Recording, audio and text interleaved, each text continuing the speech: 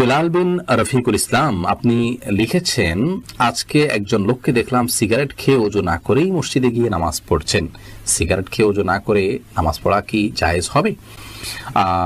Cigarette খেয়ে যদি ওযু না করে নামাজ পড়েন, নামাজ হয়ে যাবে, কিন্তু এই কাজটা তিনি ভালো কাজ করেছেন, নামাজ পড়েছেন, কিন্তু সাথে একটা অন্যায় কাজ হয়েছে তার। সেটি হলো তিনি মুখে দুর্গন্ধ নিয়ে মসজিদে গিয়েছেন বা সালাত আদায় করেছেন। মসজিদে মুখে দুর্গন্ধ নিয়ে যাওয়া জায়েজ নয়, মাকরুহ তাহরিমি। বিশেষ করে আপনার পেঁয়াজ, সিগারেট এ জাতীয় দুর্গন্ধ, এগুলো ফেরেশতাদের কষ্টের কারণ হয়। নবী সাল্লাল্লাহু আলাইহি ওয়াসাল্লাম বলেছেন, তাতাআজ্জাল মালাইকাতু বিমা ইয়াতাআজ্জা বিহা বানু আদম। মানুষ যে কারণে কষ্ট পায়, ফেরেশতারা সে কারণে কষ্ট পায়। অতএব দুর্গন্ধের দ্বারা মানুষ যেরকম কষ্ট পায়, ফেরেশতারাও সেরকম কষ্ট পায়।